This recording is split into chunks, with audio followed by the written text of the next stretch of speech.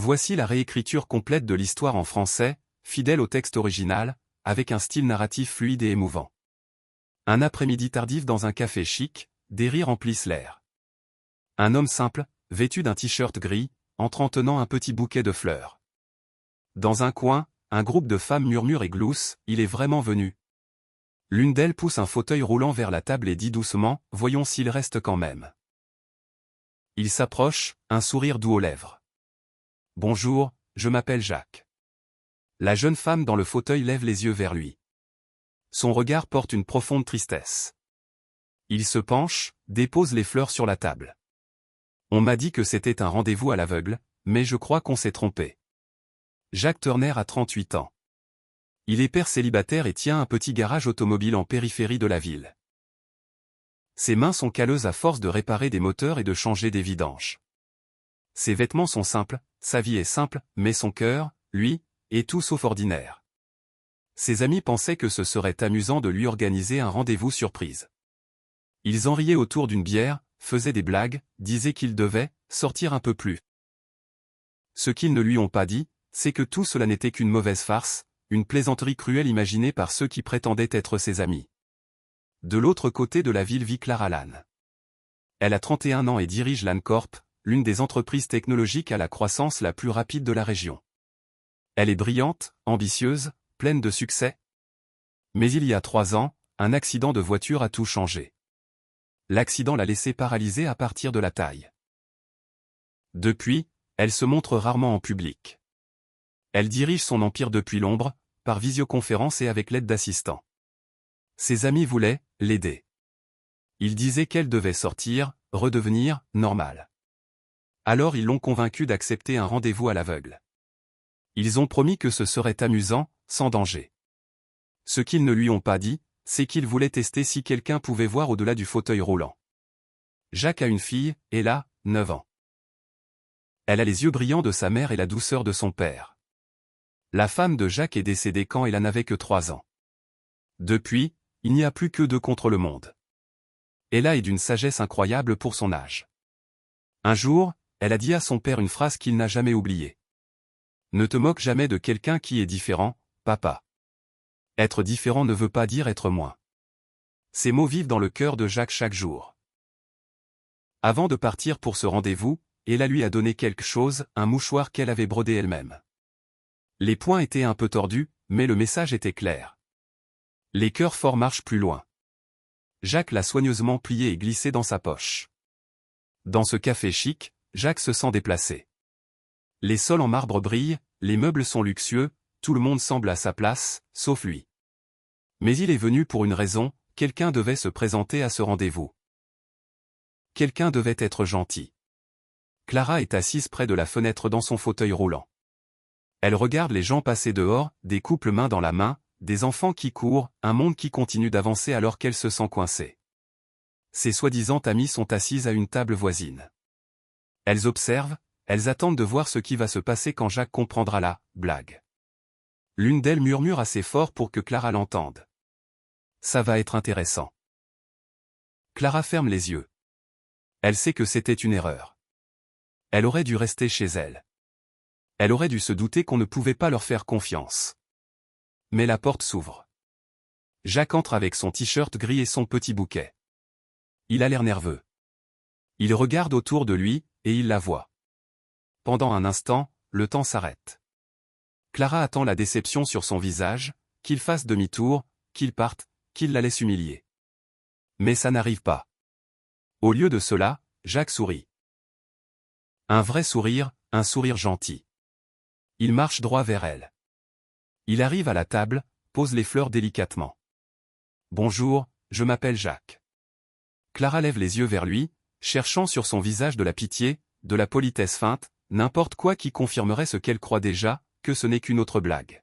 « Je m'appelle Clara, » murmure-t-elle. Jacques tire la chaise en face d'elle et s'assoit sans hésiter. Il ne jette pas un regard au fauteuil roulant. Il la regarde vraiment à elle, la personne.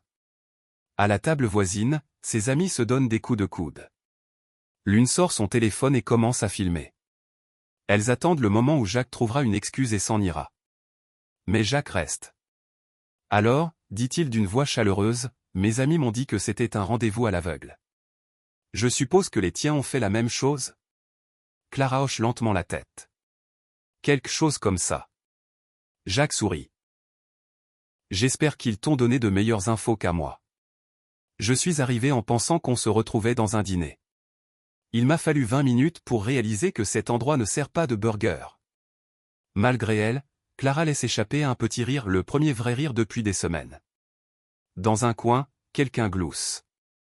Une des amies de Clara se penche vers une autre et murmure assez fort. Elle est en fauteuil roulant. On va voir combien de temps il tient. Clara entend. Son sourire s'efface. Elle baisse les yeux sur ses mains. Tu n'es pas obligé de rester, dit-elle doucement. Il voulait juste être drôle. L'expression de Jacques ne change pas. Il se penche légèrement en avant. Peut-être qu'il voulait l'être, répond-il calmement, mais moi, je ne vais pas laisser quelqu'un seul à cause d'une blague. Clara lève les yeux, surprise. Il y a dans sa voix quelque chose de solide, de vrai. Jacques commence à parler de sa fille. Il raconte comment elle adore plier des fleurs en papier, comment elle en fabrique des centaines et les laisse partout dans la maison, dans sa boîte à outils, dans son camion, même dans ses chaussures. La semaine dernière, dit-il en riant, j'en ai trouvé une dans ma tasse de café. Je ne l'ai vue qu'après avoir versé le café dedans. Et Clara rit à nouveau, un vrai rire, qui illumine ses yeux. Les gens qui observent depuis les autres tables commencent à être mal à l'aise. Ça n'était pas censé se passer comme ça. Jacques était supposé partir, prouver que personne ne voudrait d'une femme en fauteuil roulant. Mais Jacques ne part pas. Il lui pose des questions sur son travail. Il écoute quand elle parle de son entreprise. Il n'interrompt pas, n'essaie pas de réparer quoi que ce soit. Il écoute, simplement. À un moment, le téléphone de Jacques sonne. Il s'excuse et sort pour répondre. Dès qu'il est parti, une des amies de Clara s'approche de la table. Elle se penche avec un sourire suffisant. Pauvre petite. Il a juste pitié de toi. Le cœur de Clara se serre. Peut-être qu'elle a raison. Peut-être que tout ça n'est que de la gentillesse par compassion. Mais Jacques revient. Il a dû entendre le commentaire, car il s'arrête juste à côté de la table. Il regarde la femme qui vient de parler. Non, dit-il fermement, je l'admire. Le visage de la femme blêmit. Elle bafouille quelque chose et s'éloigne rapidement. Jacques se rassoit comme si de rien n'était. Il prend une gorgée de café. Désolé pour ça, dit-il. Ma fille voulait s'assurer que je ne lui faisais pas honte. Clara le fixe. Personne ne l'a défendu comme ça depuis des années. Personne ne l'a traité comme une personne au lieu d'un problème. Pourquoi es-tu si gentil avec moi, demande-t-elle, la voix à peine audible. Jacques pose son café et la regarde sérieusement. Ma fille m'a appris quelque chose, dit-il. Elle m'a dit que être différent ne veut pas dire être moins. Et honnêtement, je ne vois rien de différent chez toi.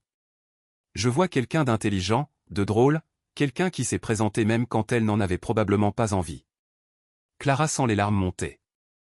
Elle les retient. Tu n'es pas comme la plupart des gens. Toi non plus, répond Jacques avec un sourire. C'est ce qui rend ça intéressant. Ils parlent encore 2 heures. De livres, de films, de plats préférés. De leurs plus grandes peurs et de leurs rêves les plus fous. Ils parlent comme 2 personnes qui attendaient depuis longtemps d'être entendues. Quand le café commence à fermer, ils réalisent à peine le temps passé. Clara regarde Jacques avec une gratitude profonde. Merci, dit-elle, d'être resté. D'avoir été gentil. De m'avoir vu. Jacques hoche la tête. Merci à toi aussi de m'avoir donné une chance. En partant, les amis qui ont organisé la blague les regardent en silence. Ils pensaient être malins, drôles. Au lieu de cela, ils viennent d'assister à quelque chose qu'ils ne comprendront jamais, de la vraie gentillesse, du vrai respect, une vraie connexion. Après le rendez-vous, Clara remercie Jacques une dernière fois, puis monte dans une voiture qui l'attendait. Jacques regarde le véhicule s'éloigner dans les lumières de la ville. Il reste là un moment, tenant sa tasse vide, pensant à son sourire, à son rire, à la façon dont elle l'a regardé quand il a dit qu'il l'admirait. Puis il monte dans son camion et rentre chez lui. Il se dit que ce n'étaient que 2 inconnus gentils l'un avec l'autre au mauvais moment. Rien de plus. rien de moins. La vie continue. Jacques retourne à son garage, répare des boîtes de vitesse, change des plaquettes de frein. Il va chercher Ella à l'école, ils dînent ensemble, font les devoirs, regardent des films sur le canapé. 3 jours plus tard, un jeudi matin, Jacques reçoit un appel. C'est une société de gestion d'immeubles du centre-ville. Ils ont besoin de quelqu'un pour réparer le système d'ascenseur dans une tour corporative.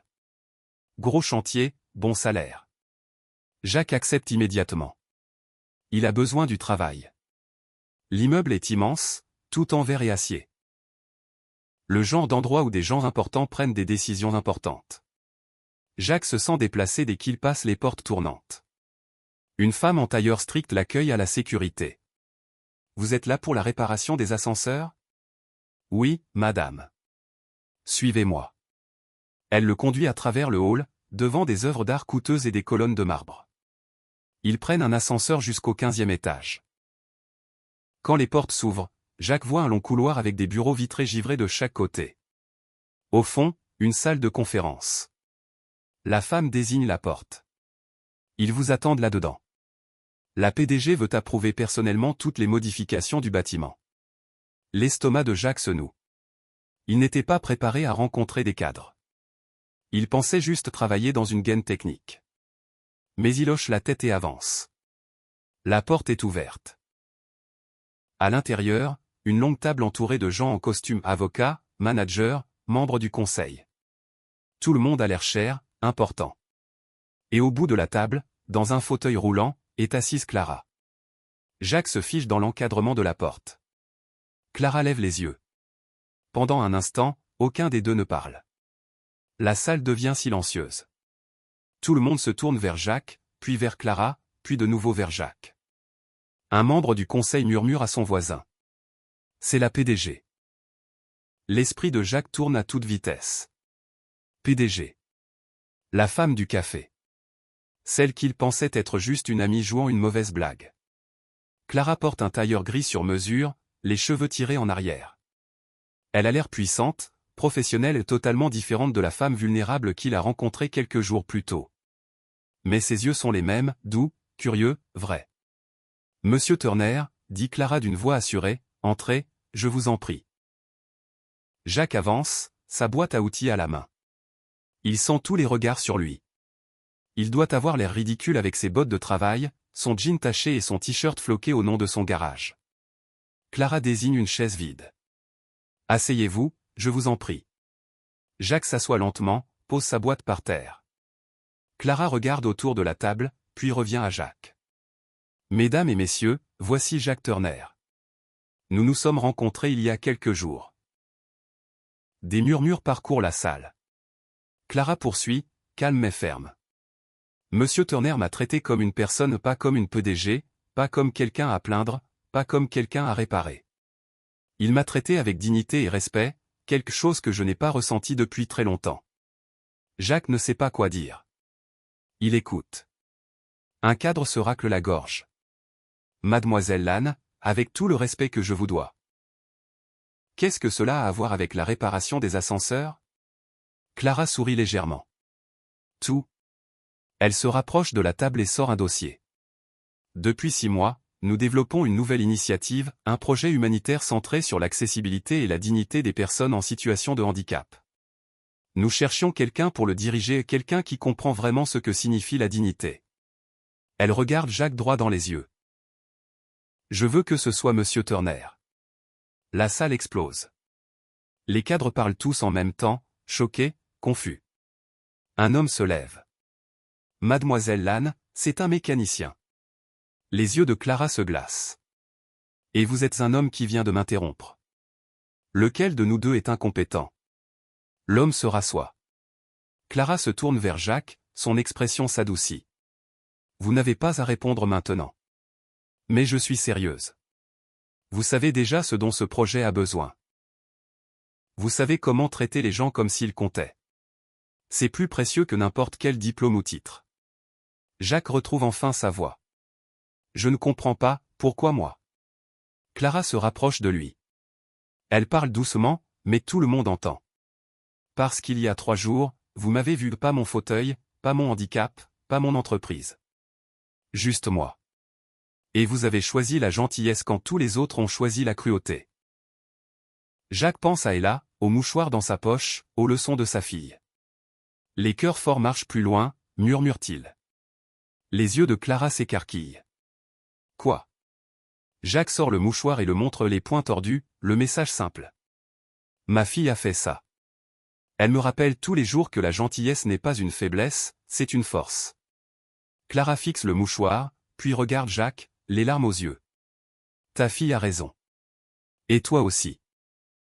Les membres du conseil observent en silence stupéfait. Ce n'est pas ainsi que se passent les réunions d'entreprise. Mais Clara s'en moque. Elle est la PDG. Elle décide. Monsieur Turner, dit-elle formellement, accepterez-vous d'étudier ma proposition? Jacques regarde autour de la table tous ces gens puissants, ces costumes chers, ces visages jugeurs. Puis il regarde Clara. La femme qui s'est présentée à une blague cruelle et qui est restée quand même, celle qui a bâti un empire depuis un fauteuil roulant.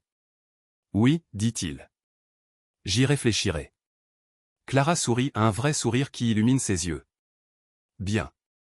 Alors commençons par réparer ces ascenseurs. Après ça, nous changerons le monde. L'histoire se répand comme une traînée de poudre. Quelqu'un au café a filmé tout le rendez-vous. La vidéo a été postée en ligne, pensant que ce serait drôle. L'ouvrier maladroit essayant d'impressionner une femme en fauteuil. Mais Internet a vu autre chose, de la gentillesse, du respect, un homme traitant une femme comme un être humain. La vidéo devient virale et des millions de vues en 24 heures. Puis quelqu'un reconnaît Clara. On réalise qu'elle n'est pas n'importe qui, c'est la PDG de l'Ancorp, l'une des figures les plus influentes du secteur tech. Les médias s'emparent de l'histoire. Titre en une. Une PDG embauche un mécanicien après un rendez-vous viral. Du café à la salle de conférence, une histoire de dignité. Un père célibataire montre au monde des affaires ce qu'est vraiment le leadership. Le téléphone de Jacques n'arrête pas de sonner. Des journalistes veulent des interviews, des émissions veulent l'inviter.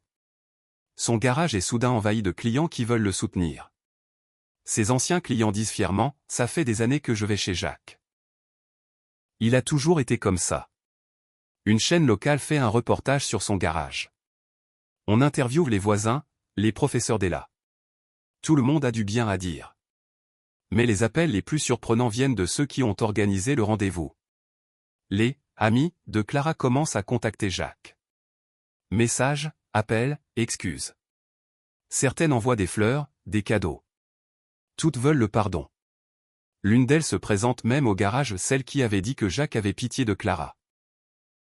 Elle reste dans l'embrasure, honteuse, les yeux rougis. Je suis désolée, dit-elle. On pensait que c'était drôle. On n'a pas pensé. Jacques essuie ses mains sur un chiffon.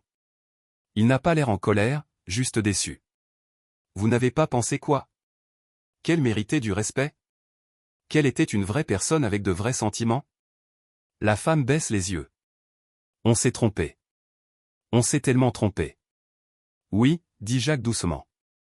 Vous vous êtes trompé. Elle part sans un mot de plus. Jacques la regarde s'éloigner. Il ne ressent pas de satisfaction, juste de la tristesse qu'il ait fallu une vidéo virale pour que les gens comprennent la gentillesse la plus basique. La réponse de la communauté est écrasante. Des gens qui l'ignoraient l'arrêtent dans la rue pour lui serrer la main. Des parents le montrent à leurs enfants comme exemple. Même le maire le mentionne dans un discours sur les valeurs communautaires.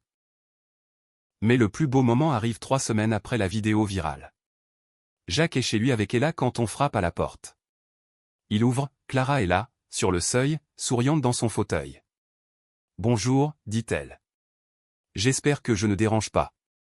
Avant que Jacques puisse répondre, Ella court vers la porte. C'est la dame du téléphone de papa, s'exclame-t-elle. Clara rit. On dirait bien. Ella s'agenouille au niveau de Clara. Est-ce que mon papa t'a fait sourire? Clara regarde Jacques, puis Ella. Ton papa m'a rappelé que je pouvais encore sourire. Ella sourit fièrement. C'est parce qu'il a un cœur fort. Les cœurs forts marchent plus loin.